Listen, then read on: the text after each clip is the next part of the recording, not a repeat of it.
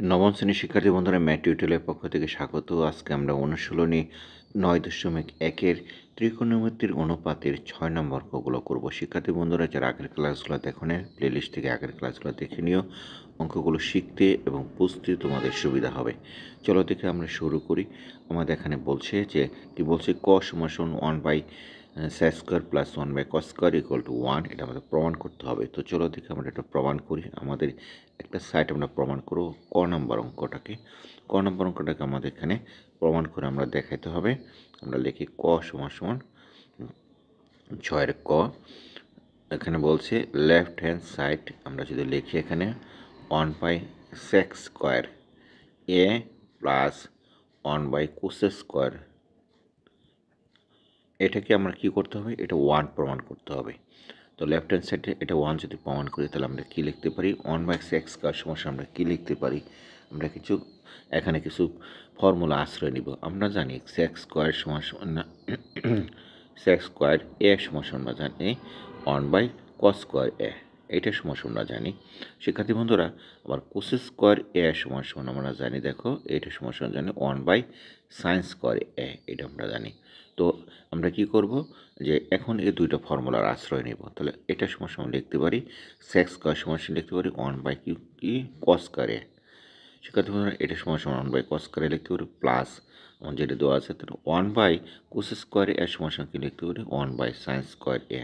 কোথা থেকে লিখলাম, এই যে আমরা দুইটা ফর্মুলা এখান থেকে পেলাম, এই দুইটা ফর্মুলা থেকে আমরা এটা এবং এটার সাথে এটা নিলাম। শিক্ষার্থী বন্ধুরা তাহলে এই দুটো ফর্মুলা আমরা এখানে একটু আটকে দিই তোমাদের বোঝার সুবিধার জন্য, যাতে তোমরা বুঝতে পারো। এখন আমরা যেটা করব, সিম্পলিফাই করলে আমাদের নিচেরটা উপরে চলে আসবে।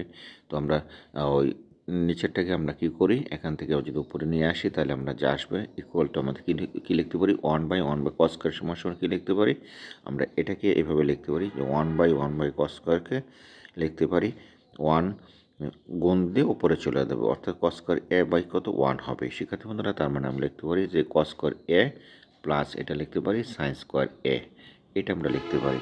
শিক্ষার্থী বন্ধুরা এটা যদি আমরা লিখে থাকি তাহলে এটার সমস্যা আমরা কী জানি, এটার সমস্যা আমরা জানি আমাদের যে ফর্মুলা সেটা হলো, এটাকে যদি আমরা সাজাই যে sin স্কোয়ার এ প্লাস cos স্কোয়ার এ সাইড চেঞ্জ করি তাহলে এর সমস্যা আমরা 1 জানি, কারণ এই ফর্মুলার সমস্যা আমরা অতীতে আমরা শিখেছি।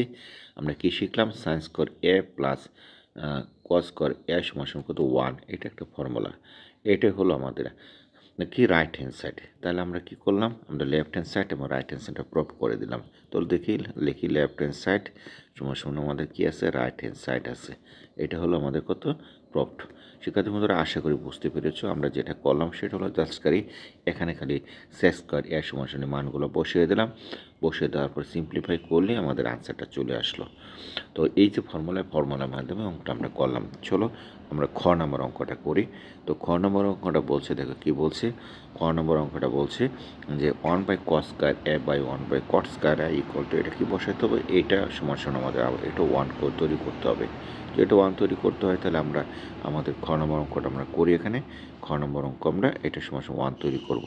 তো আমরা এটাও আমরা লিখি যে লেফট হ্যান্ড সাইড আমাদের কী দেওয়া আছে, লেফট হ্যান্ড সাইডটা হলো 1/cos স্কয়ার এ, আমরা লিখি cos square A minus 1/cot square A, এটা আমরা জানি। তো এটা যে জানার পরে আমাদের এখানে কিছু ফর্মুলা আমরা অ্যাপ্লাই করব। কি ফর্মুলা অ্যাপ্লাই করব, দেখো cot স্কয়ার 1/cos স্কয়ার এটা আমি কী করব, এটা ঠিক রাখবো। ঠিক রাখার পরে আমাদের দেখো একটা জিনিস খেয়াল করবো যে আমাদের সেম ক্যাটাগরির জিনিসগুলো প্রায় কাছাকাছি নিয়ে আসবে। cos স্কয়ার এর সাথে cot স্কয়ার এর কোনো সম্পর্ক নাই, তো এটাকে আমরা একটু চেঞ্জ করব। তো 1/cot স্কয়ার একে আমরা কী লিখতে পারি, এটা আমরা অতীত থেকে জেনেছি, মানে আগের ফর্মুলাগুলো থেকে cos স্কয়ার এ বাই আমরা লিখতে পারি sin স্কয়ার এ, এটা আমরা জানি। শিক্ষার্থী বন্ধুরা তাহলে আমরা cot স্কয়ার এ সমস্যা আমরা কী জানি, এটা সমস্যা জানি যে cos স্কয়ার এ বাই কী জানি sin স্কয়ার এ, এর সমস্যা এটা জানি। শিক্ষার্থী বন্ধুরা তো এই যে ফর্মুলাটা আমরা এখান থেকে এটা কী করলাম, এটা অ্যাপ্লাই করে দিলাম। তো এটা এই ফর্মুলাটা আমাদের কি একটু মনে রাখতে হবে। cot স্কয়ার এ সমস্যা আমরা জানি cos স্কয়ার এ প্লাস sin স্কয়ার এ। এখন এটাকে যদি আমরা সিম্পলিফাই করি, কীভাবে করবো দেখো, সিম্পলিফাই করলে 1/cos স্কয়ার এটা ঠিক রাখলাম, cos স্কয়ার এটা ঠিক রাখলাম মাইনাস এই এখান থেকে এটা যখন সিম্পলিফাই করে তো নিচেরটা উপরে চলে যাবে, তাই হয়ে যাবে sin square A by cos square A, এটা উপরে চলে যাবে। তো এটা উপরে চলে গেলে আমাদের কী করতে হবে, আমরা সরল করব। যদি সরল করে দেখো তাহলে কী হয়, এটা কী হলো, কস স্কয়ার আমাদের রয়ে গেল। সরল করলে আমাদের কী আসছে, 1/sin স্কয়ার এ হয়ে গেল। তারপরে আবার একটা ফর্মুলা দেখো, আমরা কি জানি, আমরা জানি যে sin স্কয়ার এ প্লাস কস স্কয়ার এ সমান 1।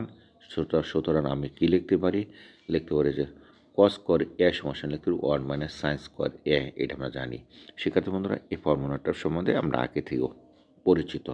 তো এটা আমরা যদি পরিচিত হয়ে থাকি তাহলে আমরা কি লিখব, আমরা দেখো এই যে কস স্কয়ার এ সমান কি 1 - sin স্কয়ার এ আমরা লিখতে পারি। তার মানে আমরা এখানে কি দাঁড়াই দেখো, আমরা কিন্তু 1 - sin স্কয়ার এ সমান আমরা কি লিখতে পারি, কস স্কয়ার এ লিখতে পারি, বাই হলো কস স্কয়ার এ আছে, তো কাটলে কী থাকে, 1 থাকে। এইটা হলো আমাদের রাইট হ্যান্ড সাইড।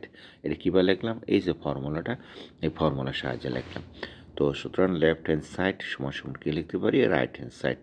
তো আমরা রাইট হ্যান্ড সাইড, এটাই হলো আমাদের প্রুফড। শিক্ষার্থী বন্ধুরা, এতটুকু তো বুঝতে মনে হয় তোমাদের অসুবিধা হয়নি। আমরা জাস্ট কী করলাম, সিম্পলিফাই করলাম, ফর্মুলাগুলো কনভার্ট করে দিলাম। কস স্কয়ার এ সমান কী লিখতে পারি, cos square A by sine square A, যেখানে তাই বসিয়ে দিলাম। তারপরে এটাকে সরল করার পরে দেখো, সরল করার পর 1 - sin স্কয়ার এ, 1 - sin স্কয়ার এর সমান আমরা এই যে formula sin square plus cos square এর সমান 1 থেকে আমরা নিয়ে গেলাম সাইড চেঞ্জ করে। তো এটা সমান 1 কাটাকাটি করলে এটি হয় সমান লেফট হ্যান্ড সাইড সমান রাইট হ্যান্ড সাইড। আশা করি অঙ্কটা তোমরা বুঝতে পেরেছ। না বুঝলে অবশ্যই কমেন্টস করে জানাবে। এখন চলো দেখি আমরা গ নম্বর অঙ্কটা করব। গ নম্বর অঙ্কটা আমাদের যেটা বলছে সেটা হলো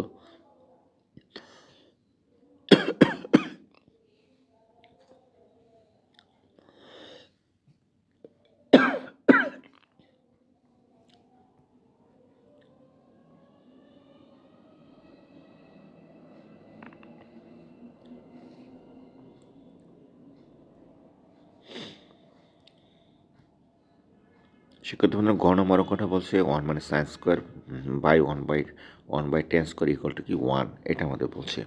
তো আমাদের কি করতে হবে, এটাকে প্রমাণ করতে হবে। তো আমরা যেহেতু প্রমাণ করি, এখানে লেফট হ্যান্ড সাইড আমরা লিখি, লেফট হ্যান্ড সাইড গ নম্বর অঙ্ক। তাহলে আমরা লিখব যে কি 1 - sin স্কয়ার এ মাইনাস 1 - 10 স্কয়ার এ। ঠিক এটা আগের অঙ্কটার মতোই। আগের অঙ্কটা আমাদের কট স্কয়ার ছিল, এই যে এটাকে আমরা কনভার্ট করছিলাম। এখনও তাই ট্যান স্কয়ারটাকে কনভার্ট করব। কেন কনভার্ট করব, সাইনের সাথে আমাদের মেলানোর জন্য। তাহলে সাইন স্কয়ার এ মাইনাস কি লিখতে পারি, ট্যান স্কয়ার সমস্যা লিখতে পারি। আমরা জানি যে cos sine square A by আমরা লিখতে পারি কস স্কয়ার এ। এটা হলো ট্যান স্কয়ারের ফর্মুলা। তাহলে আমরা ট্যান স্কয়ারের ফর্মুলাটা এখানে লিখে দিই তোমাদের বোঝার সুবিধার জন্য। এখানে লিখবো যে সাইন স্কয়ার এ বাই আমাদের কি হলো কস স্কয়ার এ। তাহলে এই ফর্মুলাটা আমাদের কি করতে হবে, মনে রাখতে হবে। শিক্ষার্থী বন্ধুরা, এই ফর্মুলাটা মনে রাখবো। তো যদি মনে রাখি তাহলে আমরা অঙ্কগুলো করতে সুবিধা হবে।